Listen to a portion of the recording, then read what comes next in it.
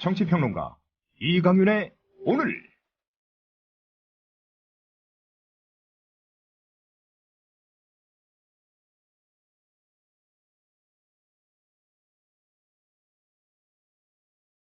안녕하십니까, 이강윤입니다. 11월 9일 월요일 시작합니다. 이승만과 박정희 두 전직 대통령을 내세운 광고판이 뉴욕의 중심인 타임스퀘어에 부착됩니다. 이승만, 박정희 두 전직 대통령의 초상화 아래에는 각각 건국의 아버지이자 공산주의로부터의 수호자, 그리고 산업화의 견인차이자 새마을 운동의 창안자라고 영어로 설명을 붙일 거랍니다. 서울 명동이나 광화문 광장에 필리핀 마르코스 같은 인물의 초상화 광고판이 들어선다고 생각해 보십시오. 뜬금 있겠습니까? 또 하나, 타임스퀘어의 광고료는 비싸기로 유명합니다. 그 광고비 집행, 국회의 동의를 받았는지 모르겠습니다. 야당은 이런 거 따져나 봤는지 역시 모르겠습니다. 참고로 1년에 타임스퀘어 전체에서 발생하는 광고 수입은 약 2억 달러로 추산됩니다. 지금으로부터 10년 전인 2005년 LG그룹은 빌보드 사용료로 매달 16만 5천 달러, 우리 돈으로 약 1억 7천만 원을 계약기간 내내 타임스퀘어 광고관리회사 측에 지불했습니다. 이번 두 전직 대통령의 광고 집행 세부 내역 밝혀야 합니다. 그거 다 우리 세금입니다. 잠시 후 시작합니다. 아직도 콘도 회원권 분양받으세요? No. 저렴한 금액으로 회원권을 이곳에서 구입하세요. 전국에 있는 모든 콘도 회원권, 여러분이 찾는 회원권에 관한 정보가 모두 있습니다. 회원권 114, 대한민국 대표 회원권 거래소 회원권 114, 인터넷과 모바일 앱에서도 검색할 수 있습니다. 02544-6114, 02544-6114, 지금 바로 전화주세요. 회원권 114. 네, 주말들 어떻게 보내셨는지 모르겠습니다. 주말 내내 전국적으로 비가 제법 왔습니다. 그렇지만 몇십 년 내 최대 가뭄에 시달리고 있는 충남 지방은 아직도 가뭄 해결에는 부족하다는 소식입니다.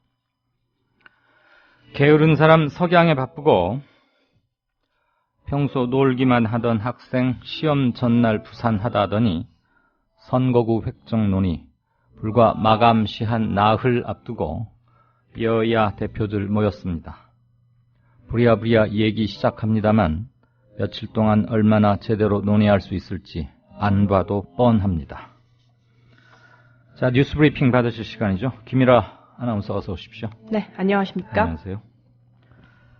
선거구 획정 문제 해결하기 위해서 여야가 4+4 회동 열기로 했죠. 오늘 정의화 국회의장 그리고 김무성 문재인 양당 대표가 만났어요. 그렇습니다. 선거구 획정 문제에 대해 논의하기 위해서 정의화 국회의장 중재로 새누리당 김무성 대표와 새정치연합 문재인 대표가 만났습니다.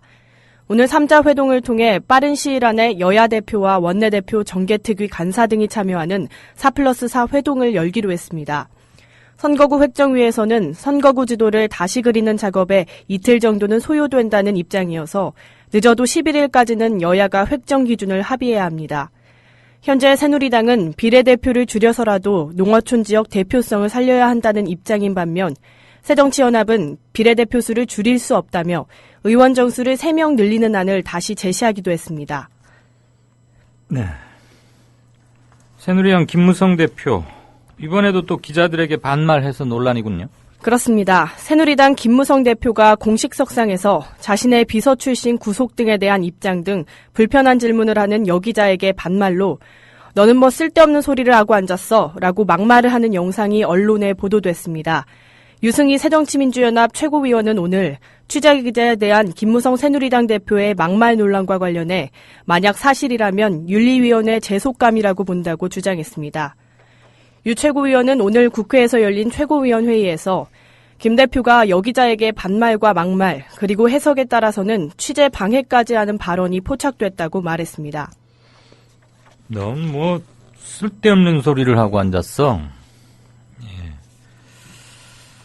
김무성 대표의 반말은 이번이 처음이 아니고요. 몇 년 전부터 유명한 건데 상황에 따라서는 뭐 친근감의 표현이었다. 매일 얼굴 보는 기자들하고 뭐 편하게 말도 못하느냐 그런 식으로 한번 해명한 적도 있었다고 제가 어디서 들은 바가 있고 아무튼 그렇습니다. 얼마나 기자들을 우습게 알면 이런 말이 그냥 자연스럽게 튀어나오겠습니까? 팩스 입당으로 논란을 빚고 있는 김만복 전 국가정보원장 오늘 입장을 밝혔죠.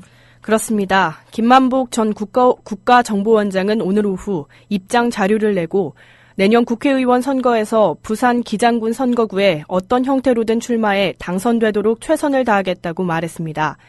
이어 김 전 원장이 새누리당에 입당하고도 지난 10월 재보궐선거에서 야당 후보를 지원했다는 지적에 대해서는 일정한 심사 절차를 거쳐 당원 자격을 부여하는 줄 알았다며 개인적으로 야당 후보 사무실을 방문하게 된 것이라고 설명했습니다. 김 전 원장은 또 새정치연합으로부터 제기되는 비판과 관련해 자신은 새누리당의 입당 원서를 제출하기 전까지 어떤 당직을 가진 적도 없다며 오직 국가안보와 남북 평화통일에 기여하려는 일념밖에 없다고 덧붙였습니다. 앞서 새누리당은 김만복 전 국정원장을 서울시당 윤리위원회에 회부하겠다고 밝혔고 부산시당은 이미 김 전 원장에 대한 제명 의견서를 낸 상태여서 내일 열리는 당 윤리위에서 어떤 결론이 내려질지 주목됩니다. 네, 도무지 해명이라는 걸 했는데 듣고 나서도 무슨 소린지 저는 알아들을 수가 없습니다. 지난해 새누리당 의원 연찬회에서 총선 필승 건배사를 했던 정종섭 행자부 장관, 그때도 이거 가지고 말이 많았고 이런 비슷한 발언 했던 대통령은 탄핵까지 됐었는데 선거 주무장관이 이런 말을 해서야 되겠느냐 그랬는데 결국 장관 그만두고 본인이 총선 출마할 것 같죠 지금? 그렇습니다. 어제 사의를 표명한 정 장관은 오늘 국회 예산결산특별위원회 전체 회의에 출석해 내년 선거에 나가느냐는 새정치연합 김관영 의원의 질문에 직접 말할 사항이 아닌 것 같다고 말했습니다.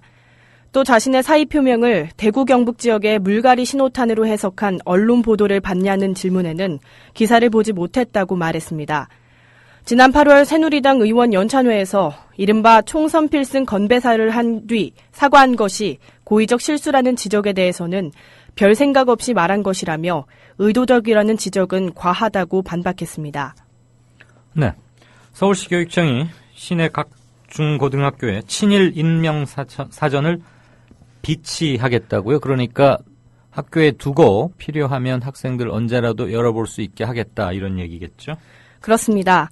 김문수 서울시의회 교육위원장은 서울시 교육청이 다음 달부터 서울시 내 중고등학교 500여 곳에 친일 인명사전을 배포하는 사업을 시작하는 것으로 안다고 밝혔습니다.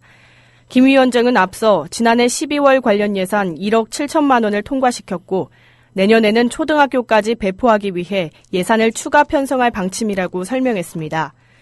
이에 대해 서울시 교육청 관계자는 한국사 교과서와 관련해 민감한 시기인 만큼 친일 인명사전 배포 사업은 추진하되 시기는 신중하게 검토하고 있다고 밝혔습니다. 지난 2009년 민족문제연구소가 편찬한 친일 인명사전에는 박정희 전 대통령과 방응모 전 조선일보 사장, 작곡가 안익태 등 4,300여 명이 친일 인사로 기록돼 있습니다. 배포 대상에는 자사고와 특목고가 포함됩니다. 영화 도가니를 통해서 더 많이 알려지기도 됐는데 광주의 인화학교 성폭력 피해자들이 소송에서 최종 패소했군요. 그렇습니다. 대법원은 인화학교 피해자 7명이 정부와 광주광역시 광상구를 상대로 낸 손해배상 청구 소송에서 피해자 측 패소로 판결한 원심을 확정했습니다. 앞서 피해자들은 국가와 지자체의 관리 부실로 인화학교에 성폭력 사건이 발생해 육체적, 정신적 피해를 봤다며 지난 2012년 3월 4억 4천만 원대의 소송을 냈습니다.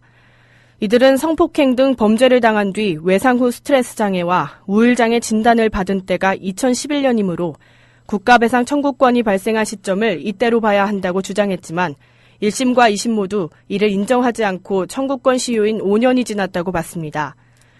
또 성폭력 사건 발생 당시 경찰관들이 초동 수사를 미온적으로 하는 등의 수사상 과실을 국가가 책임져야 한다는 주장에도 법원은 수사상 판단 착오의 범위를 넘어 수사규칙 등 법령을 위반했다거나 사건을 부당하게 처리했다고 인정하기는 어렵다며 기각했습니다. 이런 가운데 인화학교 피해자들은 지난 2013년 사회복지법인 우석과 인화학교 행정실장, 교사 등 개인 6명을 상대로 낸 소송에서는 일부 승소 판결을 받았습니다.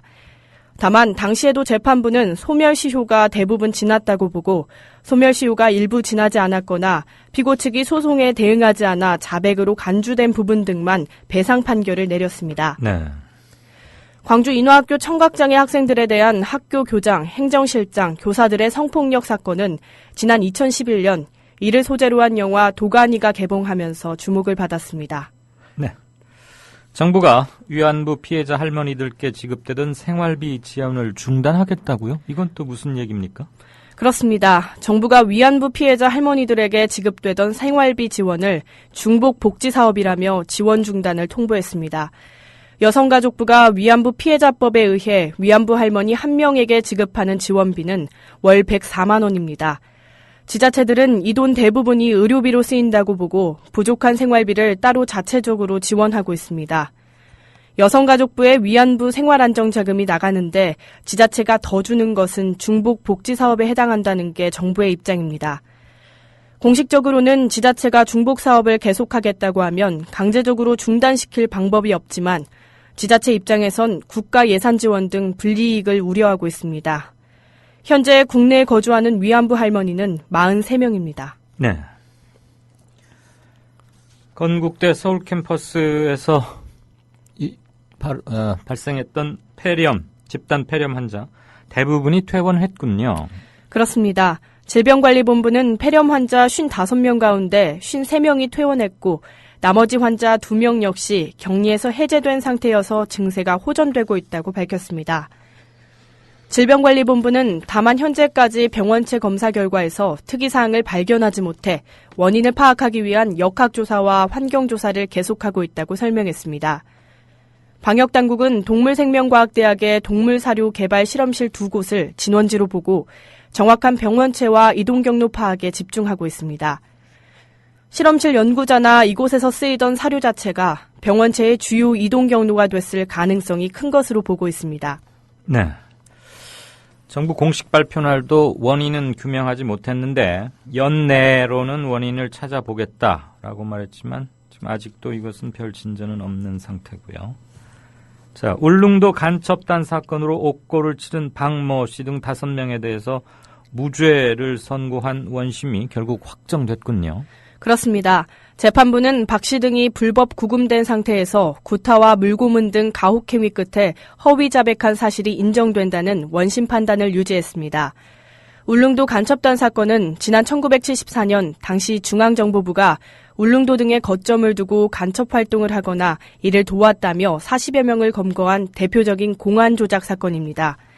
박 씨 등은 울릉도 간첩단의 핵심 인물로 지목됐던 전모 씨를 자신의 집에 숨겨주거나 난파 공작선에 접선을 도운 혐의 등으로 각각 징역 1년에서 무기징역까지 선고받고 옥살이를 했습니다. 전 씨는 지난 1977년 사형이 집행됐습니다. 네. 이미 사형은 집행돼 버렸고 그렇습니다. 서울의 하나고등학교가 교내 비리를 제보한 전모 교사에 대한 중징계 절차에 착수했죠. 지금 인터넷이 대단히 뜨겁더군요. 그렇습니다.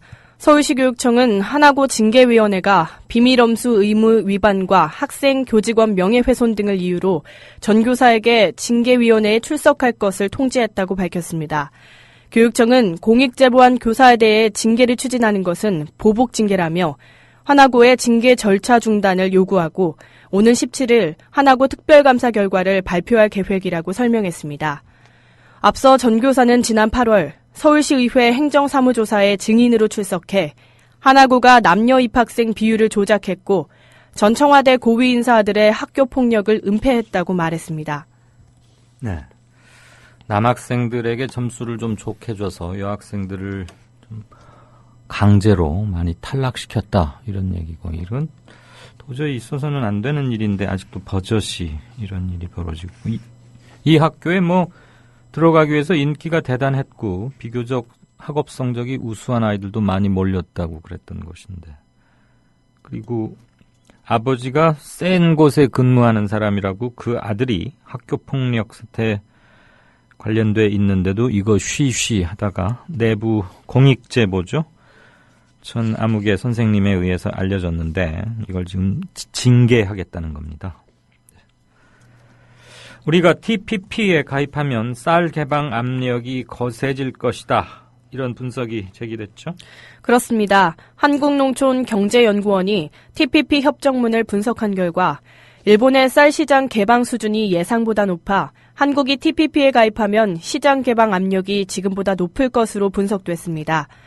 연구원은 일본도 TPP 협상 전에는 쌀과 쇠고기, 돼지고기와 낙농품, 보리 등 5대 민감 품목을 절대 개방하지 않겠다는 입장이었다며, 다자간 협정인 TPP에서 쌀을 양호 대상에서 제외하겠다는 우리 정부의 입장 관철이 쉽지 않으리라고 예상했습니다.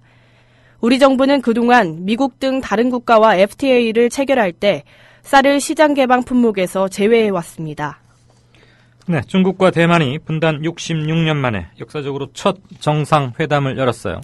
그렇습니다. 시진핑 주석, 마잉주 총통 두 정상은 싱가포르에서 열린 이번 회담에서 1시간가량 교류 협력 강화를 논의하고 지난 92년 합의한 하나의 중국 원칙에도 재합의했습니다. 이 자리에서 시진핑 주석은 대만과 중국은 한 가족이라면서 친밀감을 강조했고, 마잉주 총통도 양측 한라인 설치 등을 제안했습니다. 양측은 또 정상회담 정례화에도 합의한 것으로 알려졌습니다. 네. 양측이 주석, 총통 이런 공식 직함을 부르지 않고 시 선생, 마 선생 이렇게 호칭하는 게 인상적이더군요. 자, 내일 날씨 알아볼까요? 내일은 전국에 구름 많다가 낮부터 점차 맑겠습니다. 강원도 영동은 흐리고 가끔 비가 오는 곳 있겠습니다. 새벽부터 아침 사이에 내륙을 중심으로 안개 끼는 곳 있겠습니다. 아침 최저기온은 3도에서 12도, 낮 최고기온은 13도에서 18도가 되겠습니다. 네, 지금까지 뉴스 브리핑의 김희라 아나운서였습니다. 고맙습니다. 고맙습니다.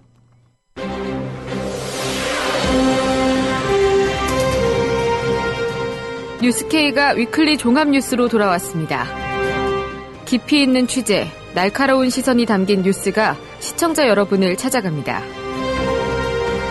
매주 금요일 저녁 8시 30분 새로워진 뉴스K에 많은 관심 바랍니다.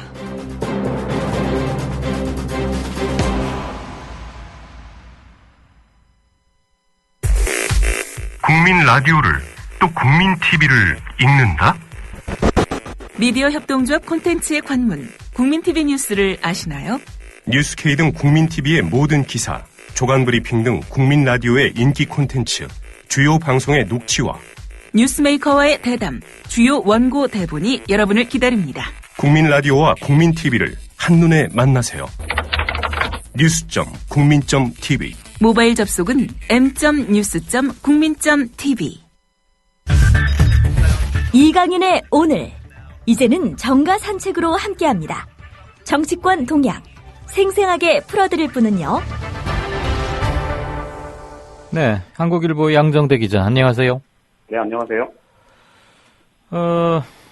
어제 오늘 유승민 전 새누리당 원내대표 부친상을 당했는데 지금 거기 내로라 하는 정치인들 여야 가릴 것 없이 다 가고 있더군요. 최소한 화환은 보내고. 네. 딱 한 사람 안 보냈대요. 언제 보내려나. 그런데 그렇게 모여서 이런저런 얘기하다 보면, 그리고 선거 얘기 자연히 하게 될 텐데, 네네. 거기서 새누리당 공천전쟁 발원쥐가 될 수도 있겠다, 이런 얘기도 일부 들리던데, 그 무슨 얘기입니까? 말씀하셨던 화원을 보내지 않은 딱 한 사람, 물론 대한민국 국민 중에 안 보낸 사람이 훨씬 많겠지만, 예. 보낼 것 같은데, 혹은. 그러게. 당연히 보내야 되는 거 아닌가? 예. 그 정무수석실에서 뭐 하는 거예요? 그럼 대통령이, 거기 보내지 마, 또 이랬을까? 글쎄요, 작년에 뭐 청취자분들 다들 기억하시겠습니다만 조선일보에서 그 기명 칼럼으로 이 화환조차도 대통령의 결재를 받아서 보낸다니 이게 말이 되냐 뭐 이런 얘기가 한번 실린 적이 있었는데 예. 어제 청와대에서 이 박근혜 대통령의 화환이 없는 것과 관련해서 이런저런 얘기들이 나오니까 공식 해명을 했습니다. 공식 해명을 했는데 그 해명 자체가 뭐 워낙 군색해서 참 말로 옮기기도 그런데 옮기세요, 빨리. 그러니까 유승민 의원 쪽에서 예. 화환이나 이 조의금은 받지 않겠다 이렇게 얘기를 해서 안 보낸 거다. 그러니까 상주의 뜻을 존중한 거다. 뭐 이렇게 해명을 했습니다. 보면 참 그 대통령이라는 사람 치기가 참 힘들겠구나 싶은 게 예. 밑에 사람들이 그런 말 이렇게 지어내서 하고 또 그런 얘기 하면서도 얼마나 사실 좀 쪽팔리겠습니까? 그러니까 사실 이제 대통령이 그 유승민 의원의 부친 유수 전 의원과 박정희 전 대통령 사이에 뭐 악연도 있었죠. 이미 옛날 일이고. 그렇죠. 또 이렇게 큰 어려움을 당하고 그랬으면 사실은 박 대통령이 유승민 의원에 대해서 이 불편한 감정 이런 것이 여전히 남아 있더라도 사실은 이 슬픈 일에 같이 이렇게 슬픔을 나누는 그런 거는 진짜 우리 사회의 그냥 기본적인 미덕 아닙니까? 미풍양속인데. 그리고 이럴수록 그런 것조차도 네, 자기가 찍어냈을수록 뭐 하나 보내야지 그거 뼈로퉁 해가지고 안 보내면은 정말로. 근데 이제 오늘 더 좀 기가 막힌 얘기가 있는데요. 예. 어제 청와대에서 이제 대통령한테 이제 올리는 보고의 내용 중에 유승민 의원 상가와 관련한 얘기가 있었고요. 네. 거기에 당구장 표시가 돼 있어서 그쪽에서 화환 조합 뭐 조의금 안 받는다고 했대더라. 조합 뭐 이렇게 올라갔답니다. 네. 그러니까 그거를 올린 쪽에서도 뭐 당구장 표시를 해서 뭐 강조를 하고 싶었는지는 모르겠고 또 그걸 보고서 그럼 안 보내도 되겠네 라고 뭐 판단을 했다는 쪽도 예. 사실은 좀 뭐랄까요 상식적으로 합리적으로 납득하기가 참 어렵죠. 더군다나 어제 이병기 청와대 비서실장은 또 조화를 보냈다는 것 아닙니까? 예. 그러니까 이게 참 어이가 없는데 어쨌든 지금 유승민 의원 그 상가에 말씀하신 대로 많은 정치인들이 이제 오가고 있는데 특히나 이제 어제 오늘 지금 친박계 핵심 인사들이 뭐 TK 쪽에는 많이 있을 테니까요. 예. 그 상가에서 한 얘기들이 굉장히 좀 의미심장하게 들린다 뭐 이런 말씀을 드리고 싶은 건데요. 예. 대통령의 최측근 중에 한 명으로 꼽히죠. 얼마 전까지 이제 정무특보를 했었던 윤상현 의원이 그 상가에서 기자들하고 뭐 이렇게 얘기를 나누던 중에 대구 TK 지역, 대구 경북 지역 물갈이가 얼마나 중요한지에 대해서 이 설명을 한 게 있습니다. 네. 그러니까 19대 총선 때도 대구에서 뭐 60% 이상 초선들 7명 정도를 이렇게 물갈이하면서 그래서 결국은 그렇게 물갈이가 잘 된 것이 수도권 선거에서 긍정적인 영향을 미쳤고 그래서 우리가 다수당이 됐던 것 아니겠느냐 이제 이런 주장을 했고요. 그리고 오늘 또 다른 친박 핵심이자 여기 이제 대구 지금 재선 의원인데요. 조원진 의원이 네. 아니 물갈이가 얼마나 필요한지는 대구 사람들 물어보면 안다. 택시 타보면 안다. 이런 얘기를 했습니다. 그러니까 상가에 가서 특히나 이제 그 대구 지역 물갈이 문제는 사실은 전략공천의 필요성 이런 것들은 뭐 누가 다 인정을 하는 거지만 특히 이제 이렇게 인위적인 물갈이 부분에 대해서 유승민 의원이 얼마 전에 나를 도왔다 혹은 나와 가깝다는 이유로 이렇게 인위적으로 물갈이 대상이 되고 이러면 안 된다는 취지의 얘기를 분명하게 한 적이 있지 않습니까? 네. 그러니까 사실 거기에 대한 반박 얘기 비슷하게 지금 상황이 돌아가는 건데 사실은 상가에서 조문을 왔다가 그 해당 상주가 굉장히 좀 좀 비판적일 수 있는 혹은 좀 논란이 될 수 있는 그런 얘기를 굳이 했어야 하느냐. 네, 이런 얘기도 가능하고요. 지적도 가능하고요. 네. 더군다나 어제 현직 장관, 저는 사실 정치부 출입하면서 처음 봤는데 현직 장관이 이례적으로 기자회견을 통해서 좀 있으면 물러날 거요. 나 사의표명합니다. 뭐 이런 얘기를 한 전례가 없었는데 어쨌든 아니 자기 사퇴 예고 기자회견은 국무총리도 안 하잖아요. 그럼요. 그러니까 임면권자인 당연히 대통령한테 내가 이러이러한 이유로 직을 더 수행하기 어려울 것 같습니다. 라고 얘기하면 끝 아닌가요? 그렇죠.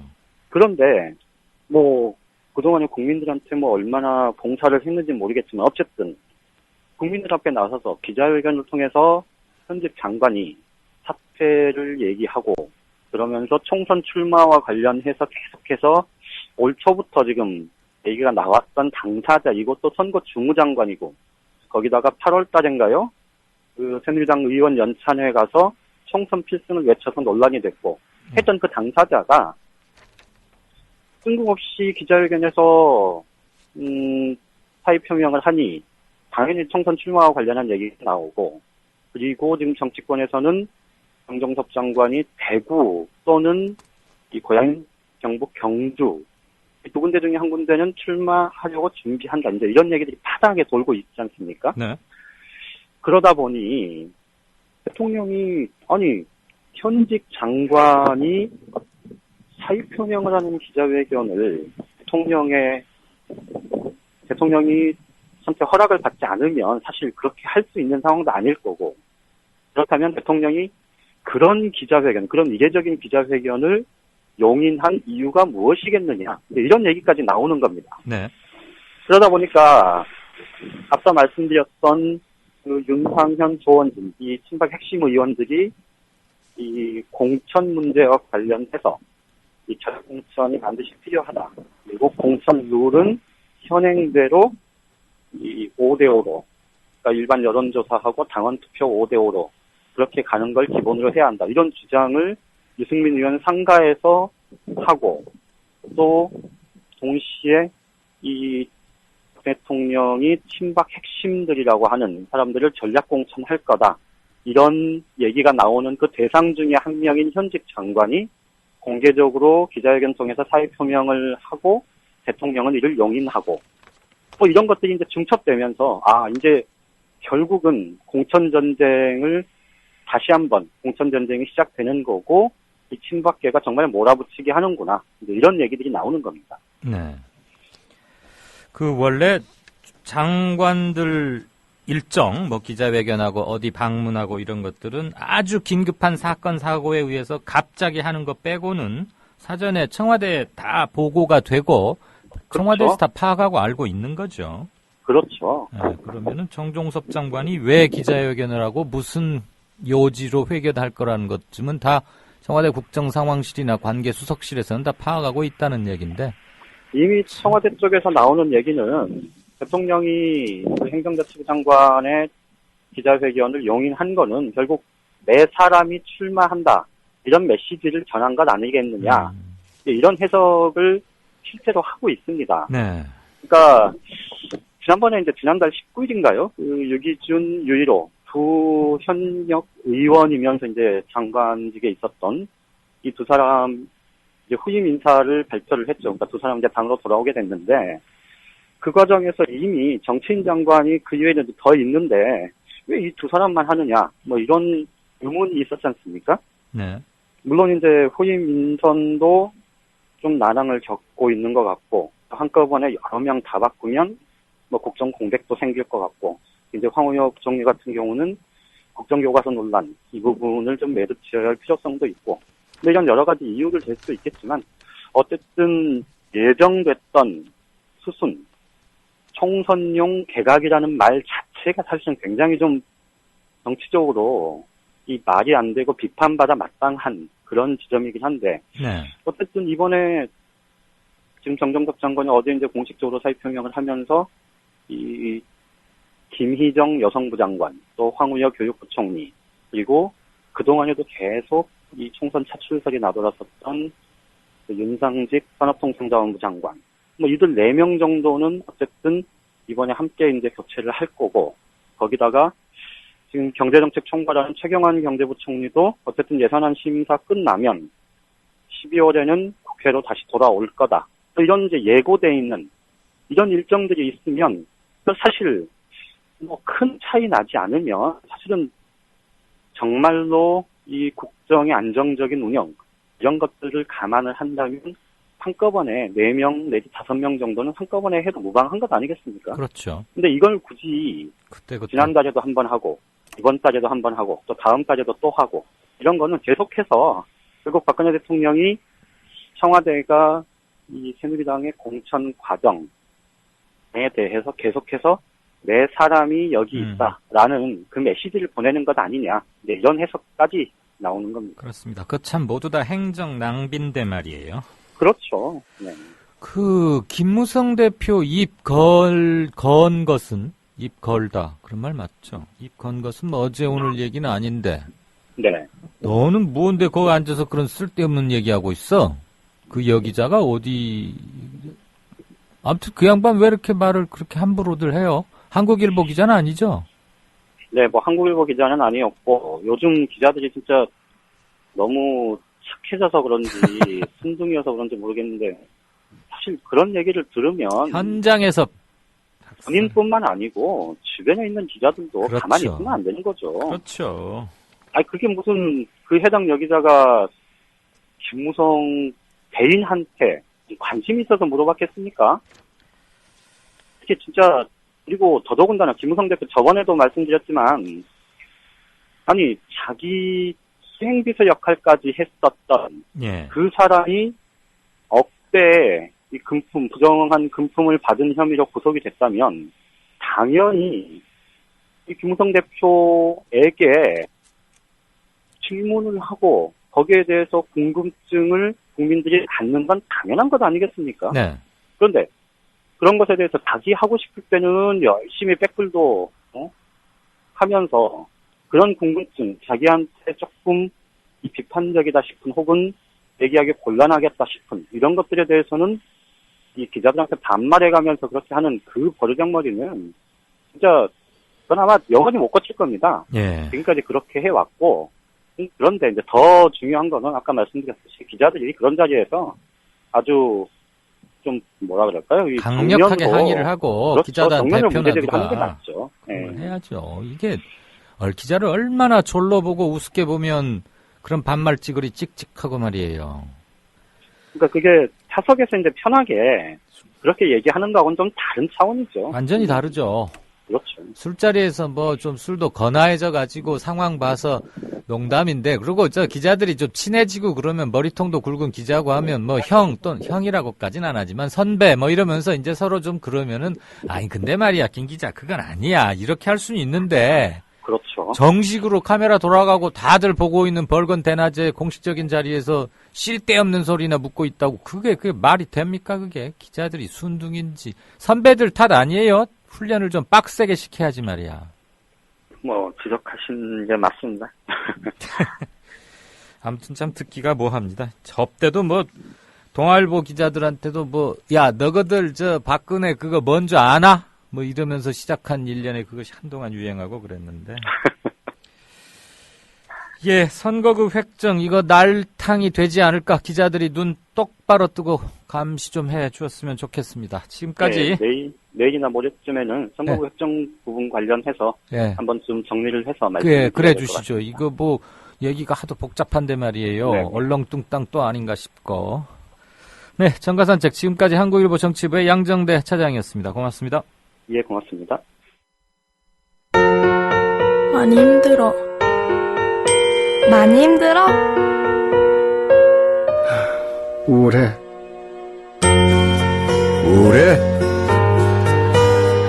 고민 있어요. 고민 있어요? 사랑의 물음표를 붙여주세요. 관심의 물음표를 붙여주세요. 힘들어하는 이들이 혼자가 아님을 알 수 있도록 지금 말을 걸어주세요. 당신의 물음표 하나가 생명을 살릴 수 있습니다. 공익광고협의회. 네, 5시 6분 됐습니다. 게시판 잠깐 볼까요? 오케이, 마린님. 좋아졌잖아, 세상이. YTN 화면인데 이명박 씨가 나와 있습니다. 이게 언제 때 화면인지는 모르겠는데요. 점퍼 같은 평상복을 입고. 이게 재임 중인지 퇴임 후인지는 잘 모르겠습니다. 역시나 강자에게 약하고 약자에게 강한 김무성 씨. 더 높은 자리까지 가면 그냥 밑에 있는 사람들은 벌레만 또 못하고 보겠네요. 딱 MB랑 닮은. MB는 마트에 가서도 자기보다 나이 많은 사람에게도 다 반말. 시장에서도 반말.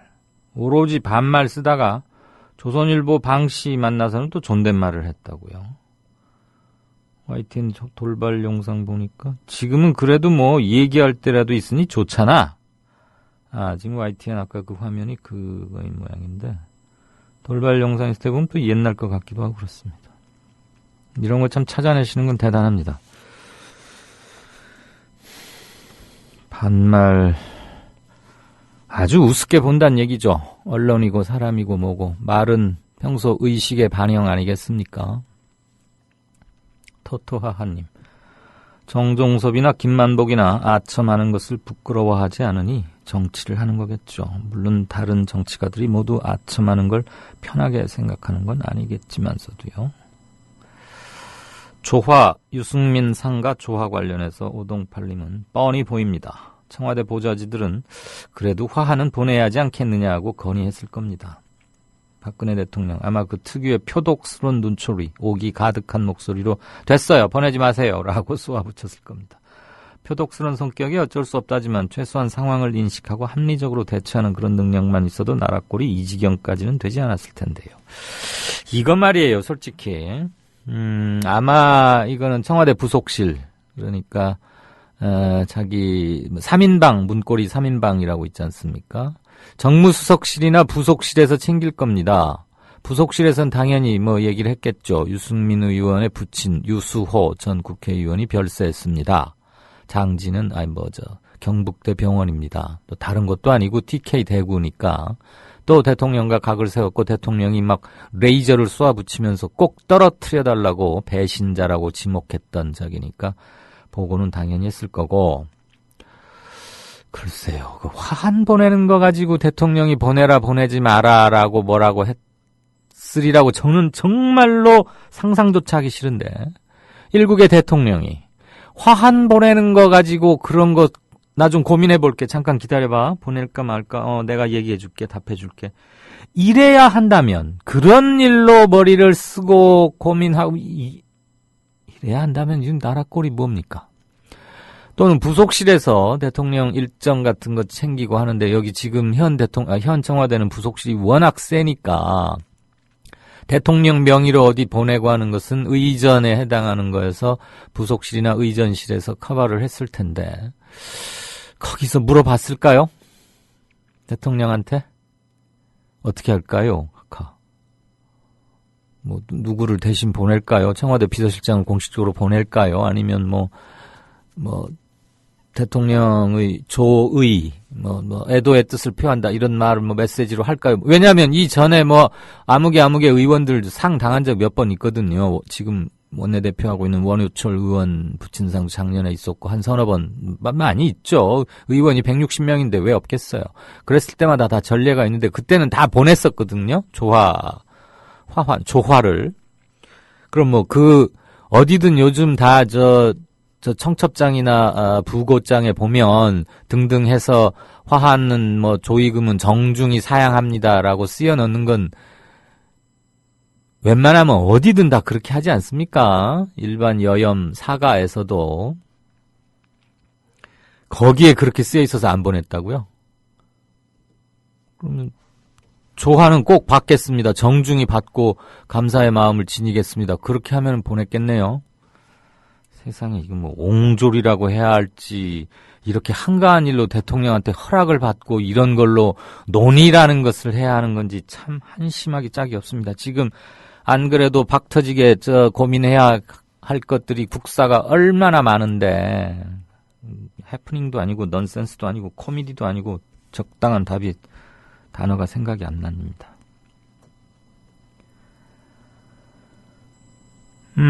오케이 마리님 오늘 아주 활약이 대단하시네요. 김무성 대표에게 민감한 질문해서 버럭하게 한 여기자가 사실은 예전에 청와대 출입기자하면서 우리 대통령님께 한 번만 안아주세요 대통령님 하던 그 기자라고요. 김아무개 기자라고 이름. 소소님 매번 그러하듯이 여론이 안 좋아지니까 위안부 할머니 생활비 지원 중단은 없던 일로 하겠다고 아까 새누리당에서 또 수정 발표했네요. 참 오락가락의 극치입니다. 블루벨벳님 지난 주말 엊그제 토요일 말씀하시는 거였죠. 카페 온 에어에서 열린 유민아빠 김영호님과 함께한 세월호 간담회에 다녀왔어요. 강릉 지역의 팟캐스트 잘 됐으면 좋겠어가 주최하는 행사였어요. 네, 저도 이거 보고 이건 뉴스같이도 있고 참 좋다 싶었는데 우리 한 지역협의회에서 이런 분들 모셔다가 불러서 간담회하고 또 그걸 프로그램으로도 만들고 미디어 협동조합이 생기고 지역협의회를 공식 조직으로 만들면서 각 지역별로 하고 싶은 행사, 특성에 맞춘 행사 이런 것들 가장 모범적인 사례가 아닐까 그런 생각합니다. 이거 프로그램으로 만들어서도 방송은 되겠지만요. 참 보기 좋았습니다. 제가 직접 참석은 못했는데요. 지금 사진으로나마 이렇게 보고 현장 분위기 느낄 수 있습니다. 다녀와시고 이렇게 올려주신 분들 대단히 감사하고 강릉 지역 조합원 분님들 이렇게 이런 행사 준비하고 치르고 그러시느라고 고생 많으셨습니다. 방송의 완성도를 떠나서 그런 것들이 하나하나 쌓여갈 때 우리가 추구하는 어떤 풀뿌리 지역 기반에 근거한 진정한 대한 언론 또 모둠 언론의 모습이 아닐까 싶습니다. 여러 가지로 시끄럽고 조합이 지금 재정적인 것들 포함해서 많이 뒤숭숭한데 그럼에도 불구하고 초심을 잃지 않고 이렇게 해주시는 분들 경의를 표합니다. 아무개 의원이 참석하고 여부는 그렇게 중요한 것 같진 않고요. 자기 지역구니까 왔을 수도 있고 이유는 많겠는데 누가 오고 안 오고를 떠나서 이런 걸 했다는 것 자체만으로도 우리는 서로 자부심을 느끼기에 충분하지 않을까 싶습니다. 어르미님 출첵 신고합니다. 개누리당 별 미친 짓 하는데요. 그러면서 선거 때 어떻게 하자 이런 얘기 써놓으셨네요. 아이고 댓글이 많이 달렸습니다. 오케이, 아이고 사진 뉴욕 타임스퀘어 어느 한 광고 입간판에 올려진 이승만, 박정희 두 전직 대통령 광고판 사진 찍으셨습니다. 뭐라고 확대하니까 잘 안 보이는데 Architecture of Modern Korea, Two President, 한국 현대사의 두 Architectures 뭐라고 번역할까요? 초안을 다진 사람들 또는 만든 사람들 두 대통령 그래가지고 국기와 두 전직 대통령의 사진 이렇게 실었군요. 그 밑에는 이제 아까 제가 읽어드린 그 문안이 쓰여져 있을 겁니다. 이거 확대하니까 글씨가 깨져서 잘 안 보이는데요. 타임스퀘어 광고 내는 거 여기가 워낙 지역도 꽤 클 뿐더러 어느 자리 어느 빌보드 어느 광고판에 어느 조건으로 몇 개월 또는 이렇게 하느냐에 따라서 광고료는 천차만별입니다.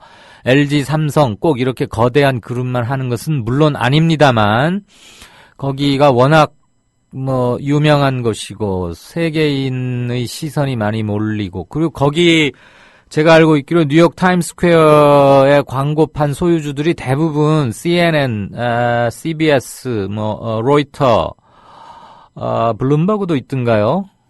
이런 그 언론사들입니다. 언론사. 그래서 자기 언론 뉴스도 내보내고 그다음에 그때 뉴욕 뉴욕 증권거래소 이런 것도 막 내보내고 그러면서 이제 속보도 내고 이렇게 하는 건데 언론사 광고판에 이제 실리는 게 굉장히 비싸죠. 지금 이거는 아마 언론사 소유 광고판은 아닐 겁니다. 이거는 아니고 이렇게 뭐라 그러죠? LED 이렇게 전멸되는 걸로 해서 옆으로 쭉 흘러가는 이제 이런 식도 있고 많은데, LG나 삼성 또는 노키아 등등 벤츠 아무튼 세계적인 거대 기업들이 하는 것은 물론 이거보다는 훨씬 큰 거고, 주목도가 높은 장소에 배정이 되겠지만, 그래야 광고 효과가 크니까, 거기는 광고료가 어마어마합니다. LG가 10년 전에 그때 돈으로 월 16만 5천 달러씩, 월 1억 7천만 원씩 냈거든요. 10년 전에. 지금이야 더 하겠죠. 물론 그 LG가 이 자리는 아닙니다. 이 자리는 아니지만. 아무튼 명동 땅값 비싸면 제일 땅값 비싼 데뿐만 아니라 명동 약간 허름한 뒷골목 안에도 비쌀 건 뻔한 이치 아니겠습니까? 이런 거 국회 예결위에서 체크해봤는지 모르겠어요. 아마 문화관광부에 소속된 정부 해외 홍보비 관련 거기에서 지출되지 않았을까 싶은데 이런 것들 따져보라고 있는 게 국회로 저는 알고 있습니다. 은반지님은 한국사 교과서 국정화 반대라는 광고 문귀를 자기 차량 뒤에 이렇게 해서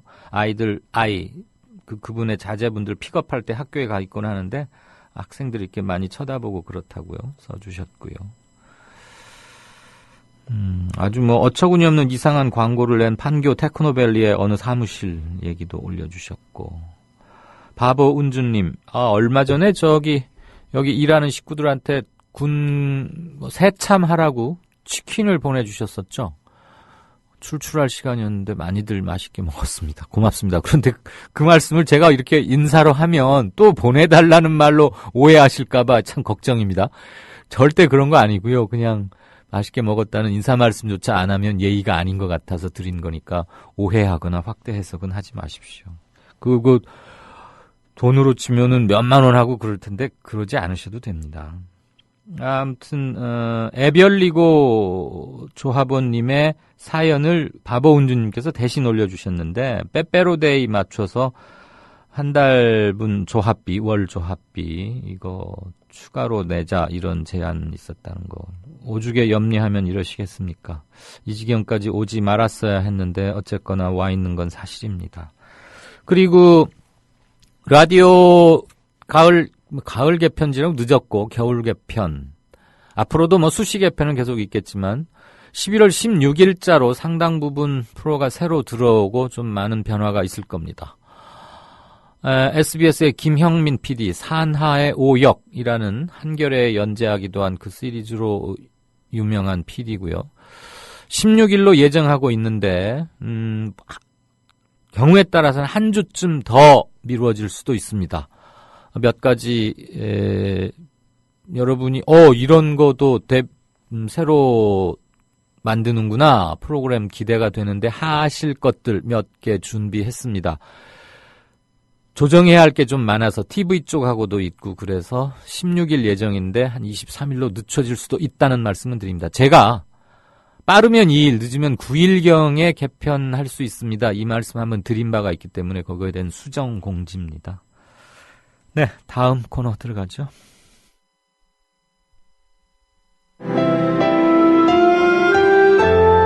주장이 질서를 만나면 아름다워집니다.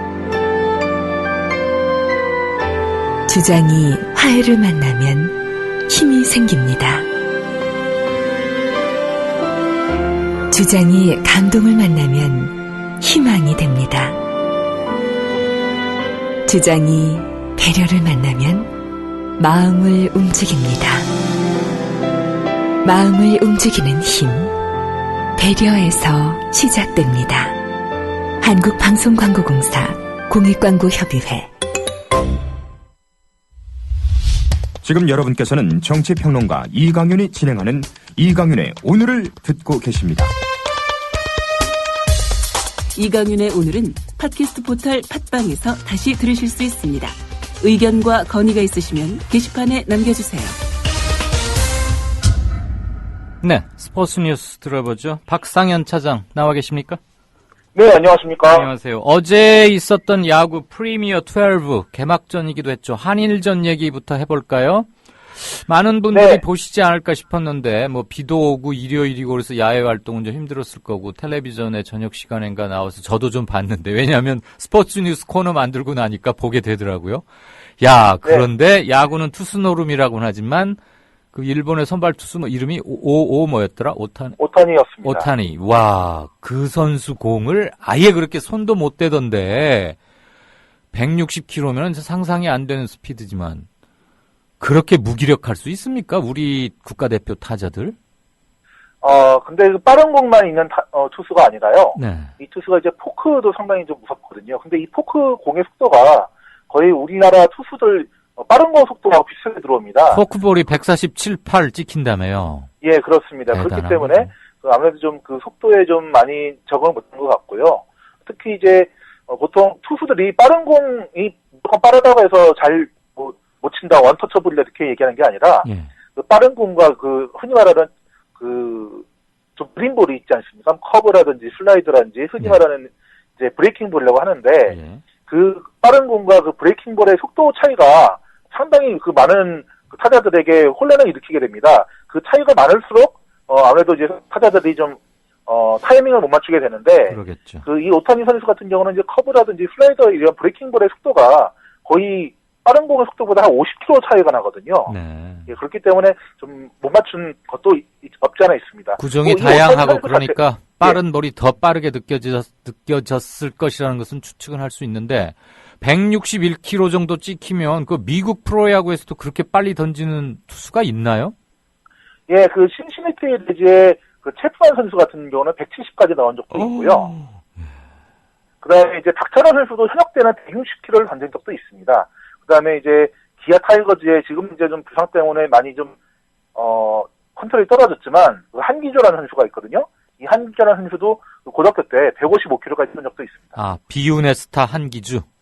예, 그렇습니다. 제가 이름을 알 정도면 상당히 유명했던 것 같은데 요즘은 그 존재조차 잘 모르겠으니까 안타깝습니다만 그나저나 어쩌다 한번 잘 던진 볼이 그 속도를 찍은 게 아니고 꾸준하게 155에서 160대를 왔다 갔다 하면서 제구가 된다는 거 그게 대단해 보이는데 아무튼 우리가 완전히 그 오타니 투수에게 농락당했다고 할 수 있죠.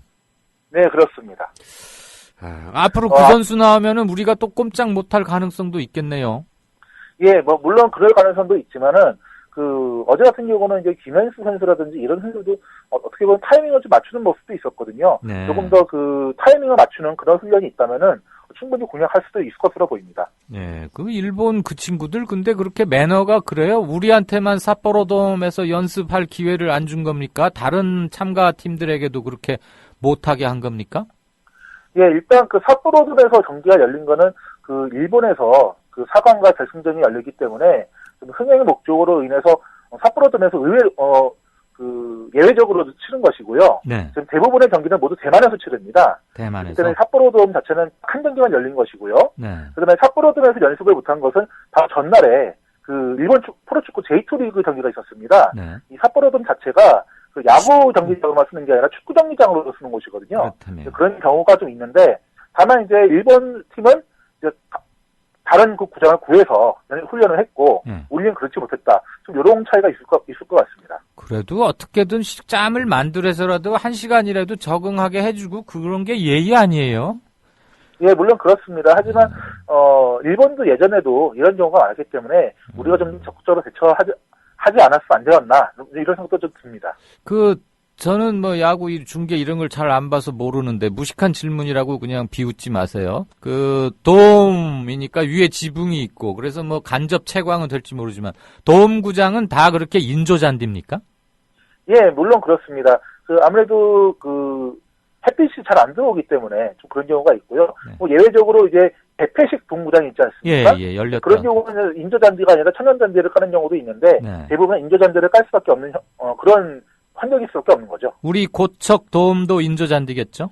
예, 물론 그렇습니다. 제가 그걸 묻는 이유는 인조잔디가 중고등학교에도 많이 깔려 있는데 아이들 체육하거나 축구 같은 거 하다가 거기서 넘어지고 슬라이딩 할 때 화상도 많이 입는다.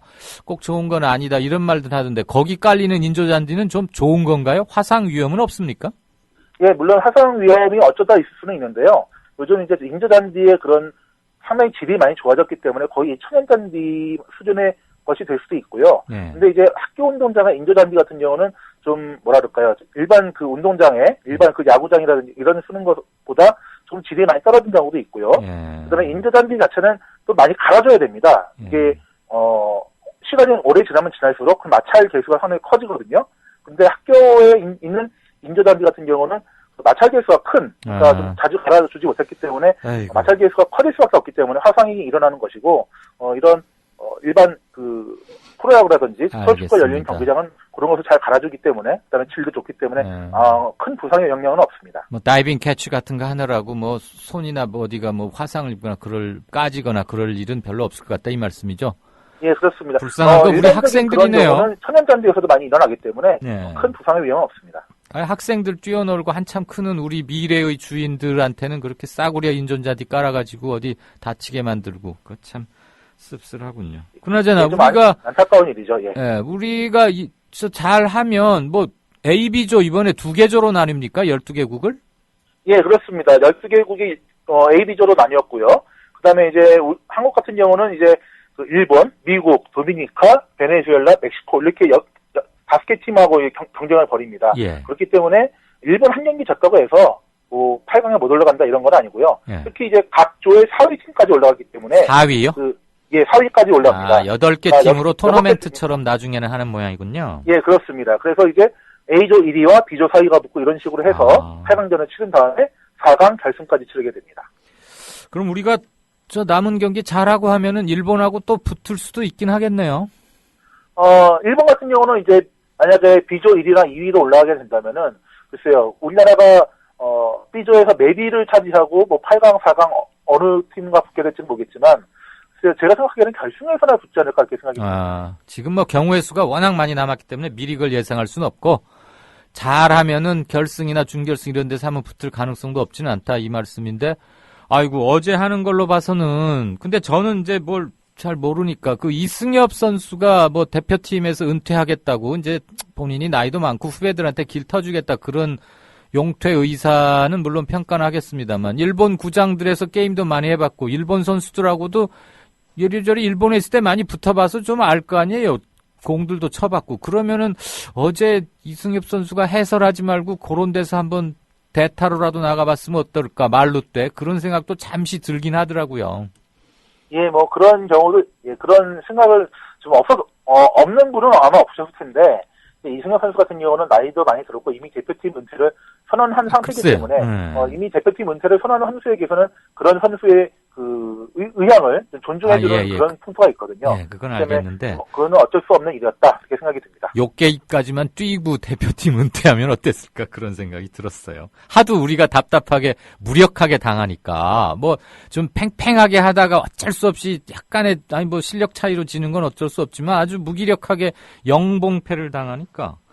오케이마린 닉네임을 쓰시는 청취자분께서 이런 글을 올려주시네요. 조금 전에 오타니 선수 기사로만 괴물 하는 거라고 믿었는데 막상 뚜껑을 열어보니까 이건 뭐 역사상 단 한 차례도 일본 야구가 한국 야구보다 아래인 적이 없었던 이유가 극명하게 느껴졌다. 우월하고 월등하다는 걸 알았다 하는데 얼마 전에 WBC에서는 우리가 예선전에서는 일본 2번이나 막 이기다가 이제 결승에서는 지고 했지만 어제는 좀 무기력해서 보시는 분들이 속이 좀 상하지 않았을까 싶습니다. 남은 경기에서 선전을 기대하죠. 자, 국내 축구 한번 들어볼까요? 전북 현대 K리그 클래식 우승했나봐요. 예, 바로 어제 경기였습니다. 그 제주와의 경기에서 그 이재성 선수의 그 결승골로 힘입어서 1대0으로 이겼는데요. 상당히 재미있었던 게 바로 지난해 11월 8일, 바로 그 지난해 11월 8일에 공교롭게도 같은 경기장, 같은 팀을 상대로 해서 3대0으로 이기면서 우승을 차지한 적이 있습니다. 똑같은 모습으로 좀 우승을 차지해서 좀 기자들이 많이 좀 재밌다 이런 얘기가 좀 있었는데요. 전북 같은 경우는 최광희 감독이 지휘봉을 잡은 이후에 상당히 좀 강팀으로 큰 그런 경우입니다. 특히 전북은 2009년부터 올해까지 7년 동안 무려 4번의 우승을 차지를 했고요. 그다음에 나머지 3번도 2위 2번과 3위 1번. 그러니까 한 번도 3위권 아래로 떨어진 적이 없습니다. 말 그대로 진짜 강팀으로 좀 나왔다 이렇게 좀 생각해 볼 수 있겠습니다. 저는 전북 그러면 이동국 선수하고 최강희 감독 뭐 토종 감독으로서 뭐 선수 지도력에 탁월하다 이런 말 듣고 있는 걸로 아는데 이 두 사람 말고 두 사람 포함해서 전북이 이렇게 잘하는 이유가 뭐예요? 예, 일단 그 최광희 감독의 전술에 좀 대해서 좀 얘기를 해보고 싶은데요. 네. 이번 같은 경우는 최광희 감독이 있는 전북이 선수들을 좀 잘 관리를 못했습니다. 그러니까 잘 관리 못했다는 게 뭐 여러 가지 이유가 있겠지만은 일단 에두라는 선수를 외국인 선수를 단 반 시즌 만에 중국 팀으로 좀 보내버릴 수밖에 없었던 그런 좀 이유가 있었거든요.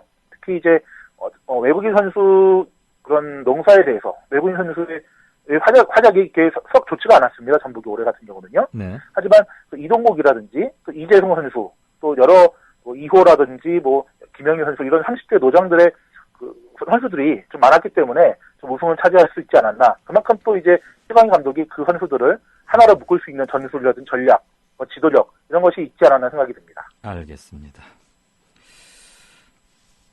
오늘 새벽 캐나다에서 끝났죠. 월드컵 쇼트트랙 대회. 우리가 단거리 정상 차지했나요? 예, 그렇습니다. 그 고등학교 2학년생 최민정 선수라는 선수인데요. 이 선수가 지금 500m 결승전에서 1000분의 1초 차라고 하죠. 0.001초 차로 우승을 좀 차지를 했습니다. 그 단거리 같은 경우는 이상하게 우리나라 쇼트트랙에서는 약세 종목입니다. 네. 그 올림픽 같은 경우에서도 금메달을 딴 경우가 별로 많지가 않고요. 예. 특히 이제 월드컵 시리즈에서 우승을 차지한 것은 이번이 처음입니다. 그렇기 때문에 이번 단거리 우승이 좀 더 좀 값진 우승이다 이렇게 평가할 수 있겠습니다. 이번이 첫 단거리 부분에서 첫 우승이군요. 대단합니다. 예, 그렇습니다. 고등학교 2학년 학생이 일궈냈네요. 500m면 단거리로 치는군요. 예, 500m는 단거리, 그다음에 1000m 이후부터는 중거리 이렇게 좀 치게 되는데요. 네. 이상하게 우리나라 쇼트트랙은 단거리에서 약합니다. 단거리에서도 결승에 올라가는 경우가 많지가 않고요. 왜 그랬죠? 특히 월드컵 시리즈 같은 경우는 지난해 이제 두 번의 준우승이 있긴 했지만 네. 한 번도 정상을 차지한 적은 없습니다. 우리가 특별히 단거리에 약한 이유가 뭘까요? 일단 우리나라 쇼트트랙 자체가 그 단거리 종목을 중요하게 훈련을 안 합니다. 일단은 왜냐하면 이제 1000m, 1500m, 그다음에 계주 같은 경우는 아무래도 지구력이 좀 더 많이 요구가 되거든요. 그래서 그쪽으로 좀 초점을 맞춰서 훈련하기 때문에 단거리 종목에 대해서는 많이 중점적으로 훈련을 안 합니다. 하지만 최근에 이번에 이제 최민정 선수도 있었고요. 그다음에 지금 이제 스피드 스케이팅으로 좀 전향한 박순희 선수도 단거리에서는 상당히 강점을 보였던 적이 있었습니다. 네. 그런 단거리에서 능한 선수가 조금씩 나오기 때문에 조금 더 기대를 해봐도 좋을 것 같습니다. 네, 우리 박상현 차장은 스포츠는 종목을 가리지 않고 박사신가 봐요. 뭘 여쭤봐도 그냥 막힘없이 술술술 답을 해주십니다. 네, 오늘도 잘 들었습니다. 스포츠 Q의 박상현 차장이었습니다. 고맙습니다. 네, 감사합니다. 월간 다운로드 수 1000만, 팟캐스트계의 에이스, 국민 라디오가 광고주를 찾습니다. 직접 찾아서 선택해 듣는 방송, 청취 몰입도가 높은 방송, 지상파 케이블 광고와 차원이 다릅니다. 부담 없는 가격, 소비자의 열띤 반응, 전혀 다른 광고의 블루오션을 경험해 보십시오. 국민라디오 @gmail.com으로 문의해 주시면 상세히 안내해 드리겠습니다.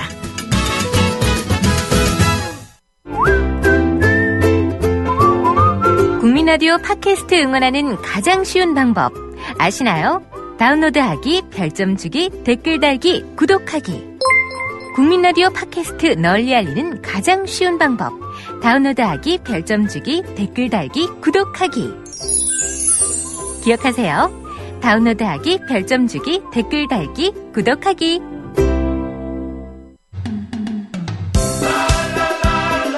국민TV 조합원인감? 나가지 있게 지역협의회에 가입해야 쓰겠어. 국민TV 조합원이에요? 지역협의회에 가입해야죠. 국민TV 조합원 맞나? 퍼뜩 지역협의회에 가입해 안 카나? 국민TV 조합원에 가입하고 조합비를 내고 국민라디오와 국민TV를 시청한다고 조합원으로서의 만족이 전부냐? 결코 아닙니다.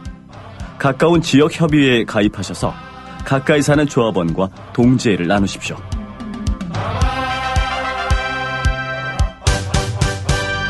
자세한 가입 안내는 미디어 협동조합 홈페이지 지역협의회 게시판을 참고하시면 됩니다.